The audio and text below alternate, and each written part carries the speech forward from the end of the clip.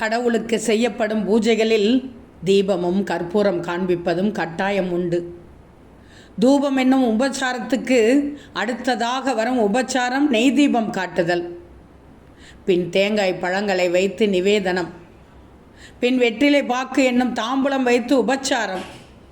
பிறகுதான் பக்தன் கடவுளின் திருமேனி முழுவதும் தரிசனம் செய்வதற்காக காண்பிக்கப்படும். கற்பூரம் ஏற்றி காண்பிக்கும் கற்பூர உபச்சாரமும் தீபம் காண்பித்து வழிபாடும் வெவ்வேறு பூஜா உபச்சாரங்கள், இவை இரண்டுக்கும் தனித்தனியே பலன்கள் உண்டு. கடவுளுக்கு எவ்வளவு தீபங்கள் ஏற்றுகிறோமோ அந்த அளவுக்கு பக்தர்கள் மனதிலும் வாழ்க்கையிலும் குடும்பத்திலும் ஒளி பிரகாசம் இருக்கும். அதேபோல் கற்பூரம் காண்பிப்பதால் மனதில் இருக்கும் அழுக்குகள் விலகி மனம் கடவுளையே ஒன்றிவிடும். தீபம் ஏற்றி வழிபடும்போது அந்த தீபத்தில் எந்த ஒரு மாற்றமும் இருக்காது. ஆனால் கற்பூரம் காண்பிக்கும் போது அது சிறிது சிறிதாக உருகி கரைந்து போகும். இறுதியில் கற்பூரம் முழுவதுமாக எரிந்துவிடும். கற்பூரத்தை போல பக்தர்கள் கடவுளிடத்தில் மனதை செலுத்த வேண்டும். மனது கற்பூரம் போல் கரைந்து விட வேண்டும்.